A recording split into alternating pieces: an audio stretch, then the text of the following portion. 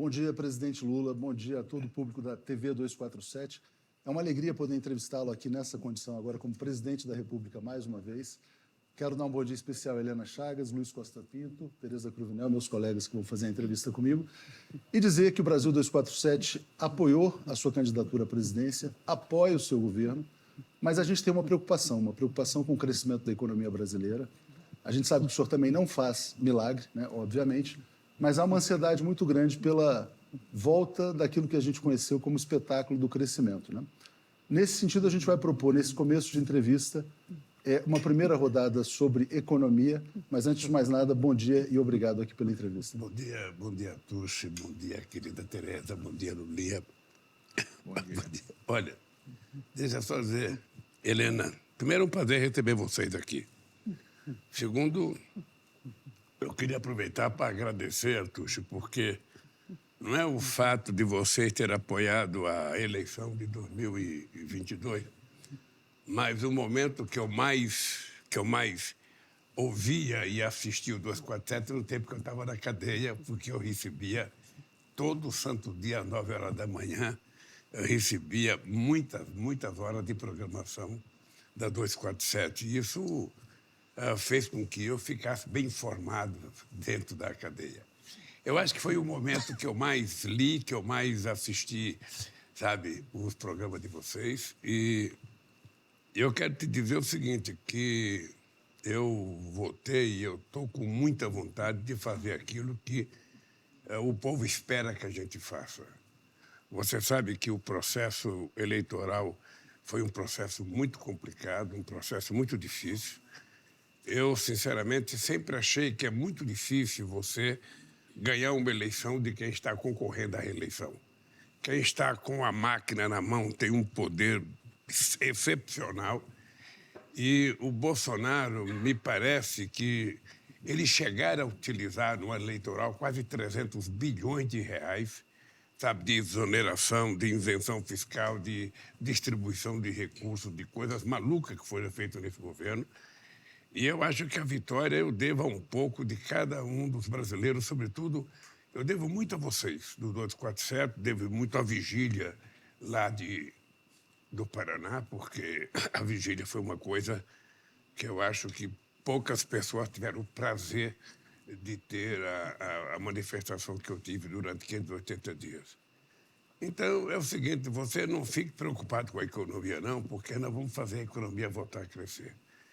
Esse é um dos objetivos, porque se a economia não voltar a crescer, você não consegue gerar emprego, você não consegue fazer distribuição de riqueza, você não consegue fazer distribuição de renda e você não faz o povo ficar alegre.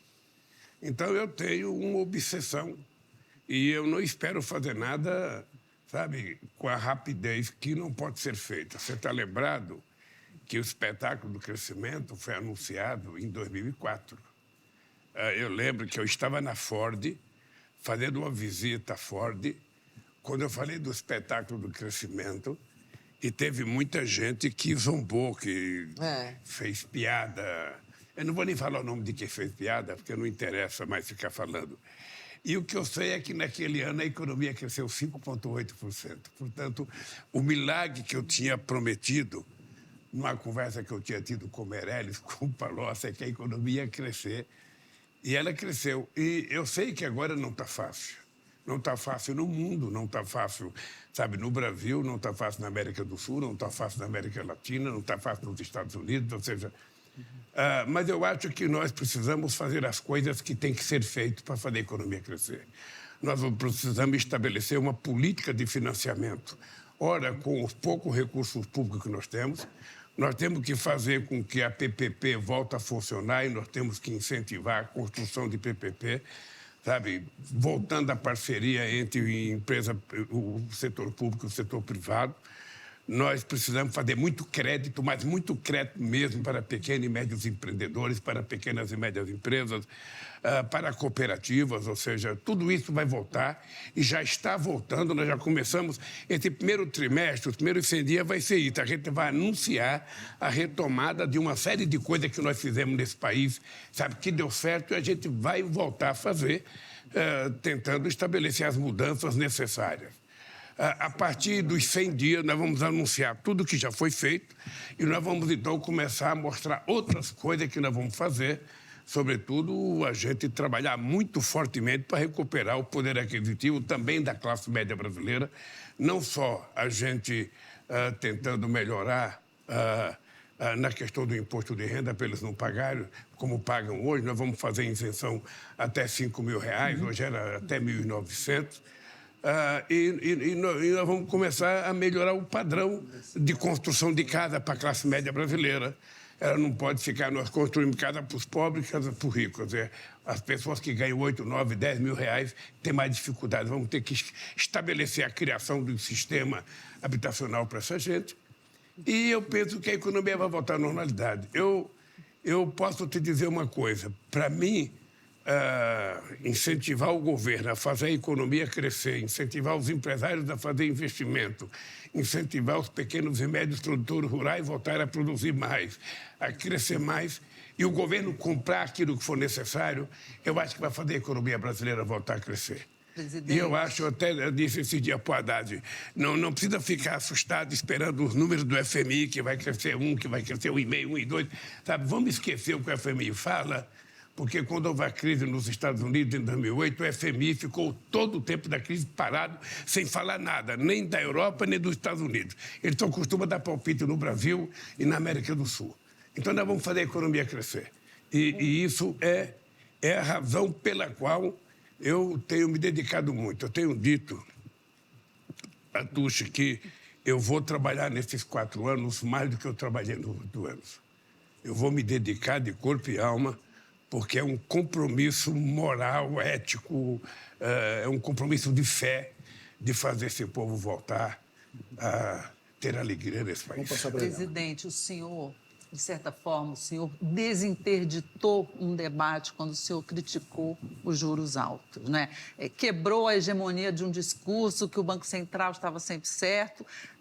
Na sequência, muitos empresários importantes, o Josué, presidente da Fiesp, até o prêmio Nobel, o Stiglitz, estão falando dos juros brasileiros, né? Coincidentemente, hoje tem Copom. Amanhã, o Banco Central vai divulgar a taxa Selic. Não tem uma expectativa muito boa. O que o senhor vai fazer se eles não baixarem os juros e nem sinalizarem que o farão nas próximas reuniões em breve? O senhor pode demitir o presidente do Banco Central? O que o senhor faz? Não posso demitir, porque ele depende muito do Senado, né? Mas deixa eu lhe contar uma coisa, Helena. A primeira coisa que eu acho absurdo, de verdade, é a taxa de juros estar a 3,75, no momento em que a gente tem o juro mais alto do mundo, sabe? No momento em que não existe uma crise de demanda, não existe excesso de demanda, ou seja, nós ainda temos 33 milhões de pessoas passando fome, nós temos o desemprego crescendo, a massa salarial caindo. Então, não há nenhuma razão, nenhuma explicação, nenhuma lógica.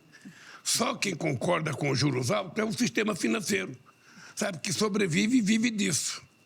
E ganha muito dinheiro com as especulações. Mas as pessoas sérias que trabalham, os empresários que investem, sabem que não está correto.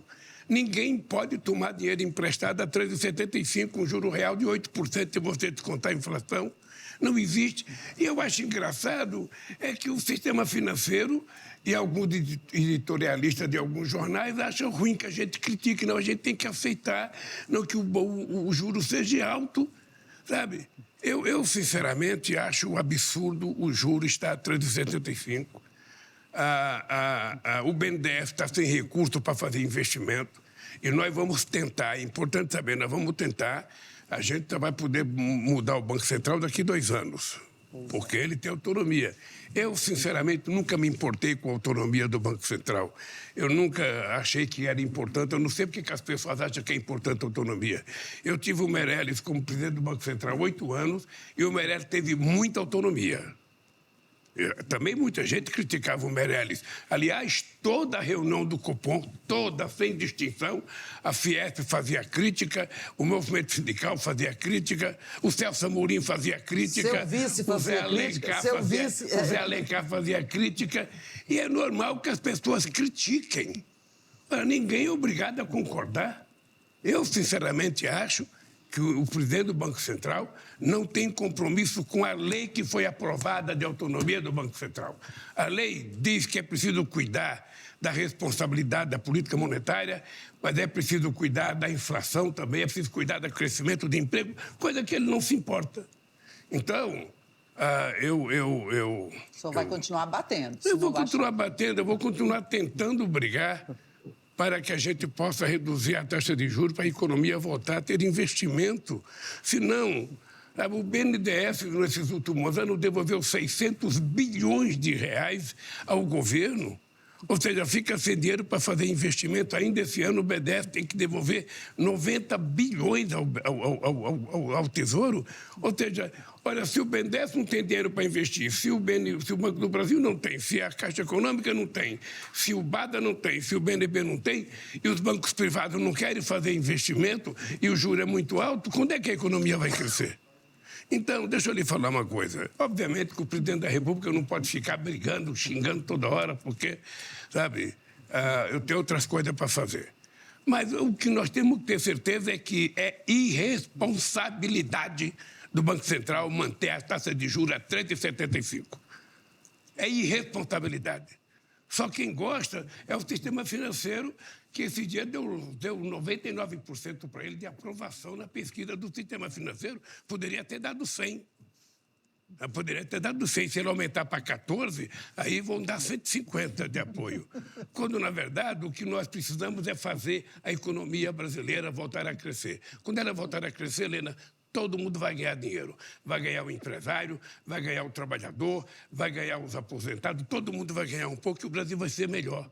E é para isso que eu vou brigar nesse país. Vamos passar para a Presidente, ontem, ao relançar o Mais Médicos, o senhor disse que sempre que se busca um avanço social, um programa social para os mais pobres e tal, vem alguém da equipe econômica falar em gasto, que é gasto. E aí o senhor fez todo aquele discurso sobre gasto e investimento social. O senhor estava se referindo à sua equipe econômica, do ministro Haddad, ou aos economistas em geral? E também queria lhe perguntar por que o senhor não aprovou logo a proposta de âncora fiscal do Haddad? Que defeito o senhor viu nela, na proposta? Olha, primeiro, eu não falei da minha equipe econômica. Sim. Eu falo... Os economistas em geral. Economistas em geral. Porque é um conceito equivocado. Desde o meu primeiro mandato, em 2003, numa reunião em que estava participando o ministro Palocci, que eu proibi utilizar a palavra gasto para falar em educação. Ou seja, você fala em investimento. Por que você vai falar na palavra gasto com saúde? O que custa para o país uma pessoa sã, trabalhando normalmente, o que custa uma pessoa doente? Então, o investimento para a pessoa ficar saudável é investimento, não é gasto. O investimento para fazer uma universidade é investimento, não é gasto. Para melhorar o ensino fundamental é investimento. Há algo que possa trazer mais recursos, mais crescimento para um país do que, sabe, dinheiro da educação? Então, nós precisamos parar com essa loucura de achar que tudo que você faz para o povo é gasto. Sabe, você pode utilizar a palavra investimento, é muito mais bonito, é muito mais saudável. O que você gasta? Mesmo quando você aplica dinheiro em custeio, você não pode utilizar gasto, você está pagando as pessoas que trabalham. As pessoas merecem receber o salário. Tá? Obviamente que não é um investimento que traz retorno, que tem rendimento, mas ele melhora a qualidade de acordo com o salário que você paga para as pessoas.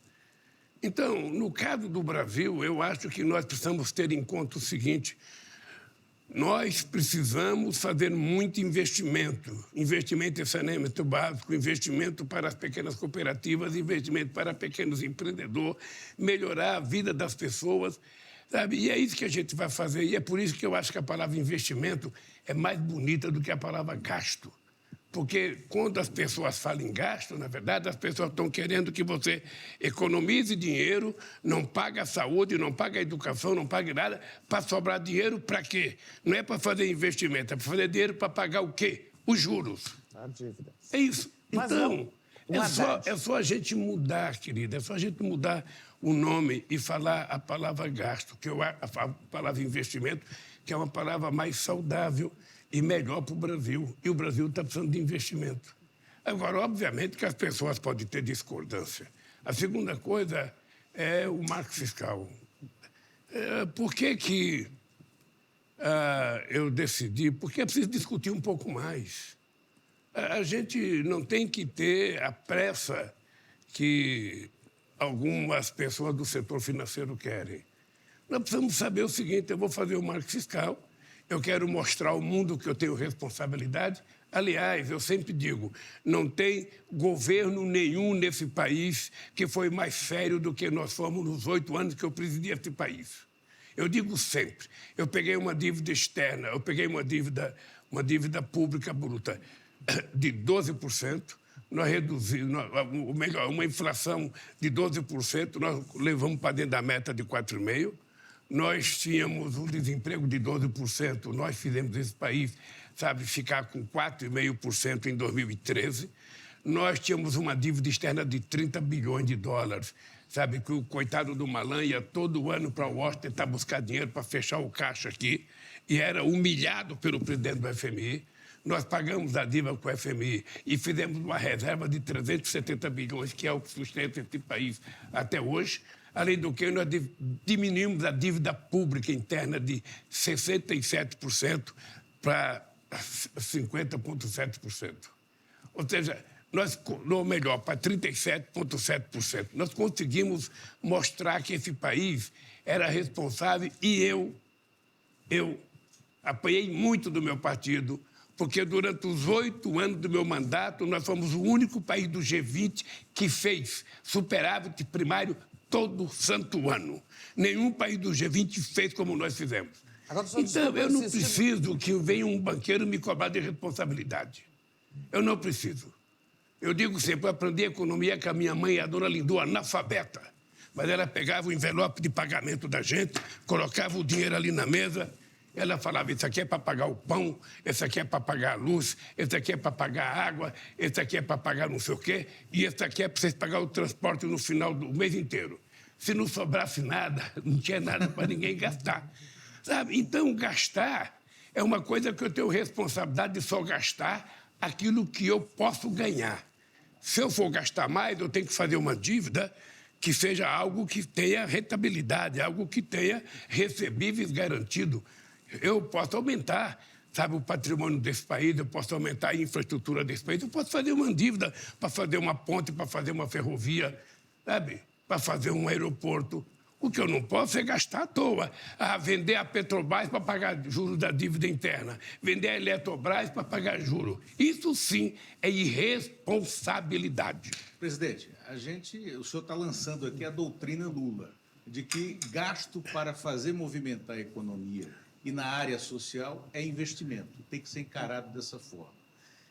O ministro da Fazenda, Fernando Haddad, tem encontrado dificuldade de fazer um convencimento político, inclusive, sobretudo, dentro do Partido dos Trabalhadores, para essa visão.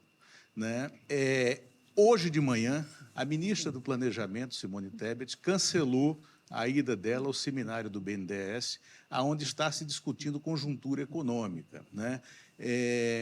Enfim, o ministro Haddad está aprendendo a ter essa relação política para também se convencer dessa doutrina Lula? Olha, primeiro o Haddad já sabe demais. É importante dizer que o Haddad foi o melhor ministro da educação desse país. O Haddad foi um prefeito muito importante, muito competente na prefeitura de São Paulo. E o Haddad é um companheiro que já foi candidato a governador, já foi candidato a presidente. O Haddad já tem muita política na cabeça e o Haddad é competente para fazer o que tem que ser feito. Obviamente que o Haddad convive com outro segmento da sociedade que eu necessariamente não convivo, que é o sistema financeiro como um todo. O Haddad é obrigado a conversar com os banqueiros, a conversar com investidores. E o Haddad tem que fazer as coisas com cuidado. O Haddad, ele pensa igual o governo, não há nenhum problema do PT contra o Haddad, né? Nenhum problema meu contra o Haddad. Sabe, eu tenho pelo Haddad um respeito profundo, um carinho profundo, e eu tenho certeza que o Haddad vai ajudar a resolver o problema da economia desse país. É apenas uma questão de tempo, ou seja, é importante lembrar como é que nós encontramos esse país. Vocês viram na apresentação que nós fizemos quando terminamos, sabe, a investigação do que tinha sido feito pelo ex-governo, o desastre que estava feito aqui depois que nós terminamos a transição, em todas as áreas, sabe? Então, esse país foi desmontado. Então, nós temos que preparar esse país para poder receber, sabe, a injeção de ânimo que nós precisamos dar. E eu tenho certeza que o Haddad vai cumprir com essa tarefa da forma mais extraordinária possível. E eu falei para o Haddad, olha, nós não temos que ter para quem indicar, sabe, o nosso modelo de marco fiscal agora. Sabe, nós vamos viajar para a China. Sabe, quando a gente voltar, Haddad, você reúne, sabe, Vai ser só na volta? Não vai ser apresentado. Vai ser só na volta? Ou Deixa eu te contar, por que não pode ser antes da volta? Nós embarcamos sábado. O Haddad não pode, sabe, comunicar uma coisa e sair. Você percebe? Seria estranho. Eu anuncio e vou embora. Não, o Haddad tem que anunciar e ficar aqui para debater, para responder, para dar entrevista, para visitar, conversar com o sistema financeiro, conversar com a Câmara dos Deputados, conversar com o Senado, conversar com os outros ministros, conversar com o empresário. O que não dá é a gente avisar e ir embora. Vai eu, vai o Haddad, vai um monte de gente embora para a China. Deixa eu pegar, presidente. Como a visita para a China é muito curta, Inclusive, gente. o presidente do Senado. É muito curta a visita e nós vamos conversando. Eu vou aproveitar, vou ficar 24 horas sentado do lado do Haddad conversando, sabe? Amadurecendo. Eu acho que já está maduro. Já está maduro. O que nós precisamos, o que é que eu tenho chamado a atenção?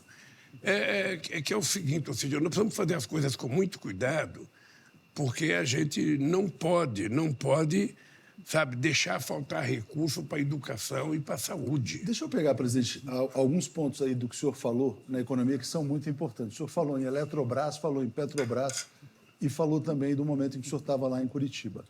Uma pergunta objetiva: se o governo fará algo para reverter a privatização da Eletrobras, se vai parar de fato as vendas de ativos da Petrobras e vai mudar a PPI, porque há uma expectativa em relação a isso.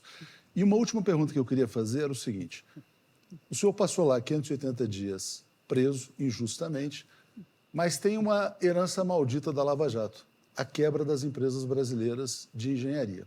Outro dia teve a licitação do Rodoanel e nenhuma delas podia participar. Tiveram que arrumar uma empresa financeira para ganhar o leilão lá. Essas empresas vão ter uma segunda chance? O Brasil vai voltar a ter orgulho das empresas de engenharia? Então, é engenharia, Eletrobras e Petrobras. Olha, primeiro da Eletrobras e da Petrobras. O que foi feito na Eletrobras foi um crime de lesa pátria. Tá? Você privatizou uma empresa daquele porte, sabe? Você utilizou o dinheiro para quê? Para quê? É como se você tivesse a sua casa e você estivesse devendo para mim e você resolvesse vender a sua casa para pagar suas dívidas. Você ia ficar com o quê na vida? Ora, uma empresa como a Eletrobras é um patrimônio desse país de muita responsabilidade. Eles venderam a Petrobras, me parece que por 36 bilhões de reais. Esse dinheiro é utilizado para pagar a dívida pública.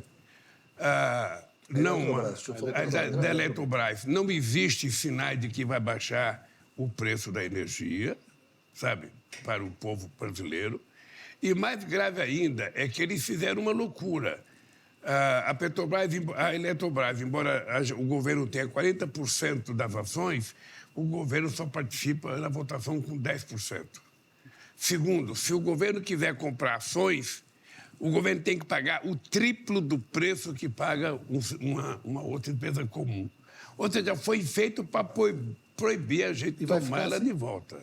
E vai ficar por isso mesmo? Não vai ficar por isso. Nós estamos entrando na justiça, contra a votação, o peso da Petrobras na direção da empresa, e nós entramos também na justiça com relação ao preço que vai ser vendido para a Petrobras. E depois, eu vou lhe contar uma coisa. O salário dos diretores aumentou de 60 para 360 mil reais por mês. E mais ainda, um conselho, o cidadão que está no conselho ganha 200 mil reais por mês para participar de uma reunião por mês. Então, esses absurdos é que a gente vai tentando ver como é que a gente vai mudar. Eu posso te dizer uma coisa. A Eletrobras ela foi privatizada, sabe? Um grande monte de fundos comprou, o que tem mais tem 4%. Sabe? Então, é uma situação difícil. Eu sei que já tem fundo que pensa em vender, mas eu espero, se a gente um dia tiver condições, a gente volte a ser o dono, sabe, da maior empresa de energia que esse país tem. A Petrobras, a gente já avisou para o presidente dela, o companheiro Jean Paul, de que é preciso suspender todas as vendas de ativos. Mas ele soltou uma nota dizendo Sabe? que ia continuar. Não tem condições de continuar vendendo. Obviamente que as pessoas já tinham feito contrato com algumas coisas, sabe? Tudo isso tem uma briga jurídica que nós queremos ver se resolvemos na política e não na questão jurídica. E as construtoras? Mas, de qualquer forma, a gente vai voltar a fazer com que a Petrobras seja uma grande empresa de investimento nesse país. A Petrobras não foi feita para exportar óleo cru. A Petrobras não é apenas uma fábrica, uma empresa de petróleo. Ela é uma empresa de energia. Ela tem que estar preocupada com o gás, tem que estar preocupada com óleo diesel, com biodiesel. Não pode ser uma empresa vendedora, sabe, para ter um lucro de 200 bilhões para distribuir para os rentistas, para os acionistas minoritários, quando metade desse dinheiro poderia ser investimento em salário, para pesquisar novas fontes de energia, para pesquisar novas fontes de petróleo. É um absurdo. E veja, eu espero que essas empresas possam ressuscitar. Se bem que eu não sei o tamanho do crime que elas cometeram também, porque muitos confessaram que fizeram bobagem. E se fizeram bobagem, tem que pagar o preço de fazer bobagem. O que não dá é para um país do tamanho do Brasil, com as empresas de engenharia que tinha o Brasil, agora, para fazer uma obra qualquer, tem que trazer uma empresa chinesa, uma empresa espanhola, eu não sei qual outra empresa que vai trazer. Nós vamos ter que fazer com que outras empresas de engenharia se fortaleçam e cresçam nesse país. Porque na Lava Jato, ou seja, poderia ter prendido um empresário se ele roubou, mas deixar a empresa funcionar. Teve problema, faça nova licitação. O que não pode é quebrar a empresa, como quebrou. Hoje você não tem empresa para fazer uma grande obra. Aliás, é importante lembrar, quando eu deixei a presidência em 2003, a gente tinha vou lhe contar o que a gente tinha. A gente tinha, em construção, 20 mil quilômetros de linha de transmissão. A gente tinha 3 grandes, maiores hidrelétricas do mundo, Santo Antônio Giral e Belo Monte. E a gente tinha 12 estádios de futebol sendo construídos ao mesmo tempo. O que é que esse país tem hoje? Me lembre uma empresa, uma obra de infraestrutura que está sendo feita nesse país. Não, e tudo por empresa brasileira. Me lembre qual é a obra que está sendo feita. Eu vou lhe contar um dado para você cair de costa. Em 4 anos, o ex-governo investiu 20 bilhões em obra de infraestrutura. Em 4 anos. Nós, só nesse ano de 2003, estamos investindo 23 bilhões. Significa que em 1 ano nós estamos investindo mais do que eles investiram em 4 anos. Presidente, outro dia, o senhor está com 80 dias de governo, né? Outro dia o senhor reuniu os ministros e deu uma espécie de uma ordem unida que muita gente interpretou como uma bronca, para que ninguém ficasse anunciando programas aí sem passar pelo Palácio do Planalto. Uma coisa que parece até óbvia, mas a gente estava vendo aí um certo bate-cabeça, o ministro Lupe baixou o juros do consignado, o ministro Márcio França anunciou um programa de viagens aéreas. Eu pergunto, o senhor está satisfeito com o desempenho da equipe que o senhor nomeou nesse momento, com os ministros que o senhor fez, com os ministros que estão indicados pelos partidos? O que foi isso aí? Helena, primeiro que eu estou satisfeito com os meus ministros. As pessoas estão com uma vontade de trabalhar, sabe, como jamais acho que eu tive da outra vez. As pessoas, todo mundo quer acertar, todo mundo quer fazer o máximo possível. Então, o que aconteceu? Por exemplo, o Márcio ele comunicou numa reunião de ministério, de Infraestrutura, a questão da passagem. Então, eu falei para o Márcio, olha, você vai na Casa Civil, acerta com o Rui, para a gente poder fazer um anúncio dessas coisas como uma decisão de governo. Sabe? Ficou acertado. Aí, no dia seguinte, o Márcio anunciou. O Lupe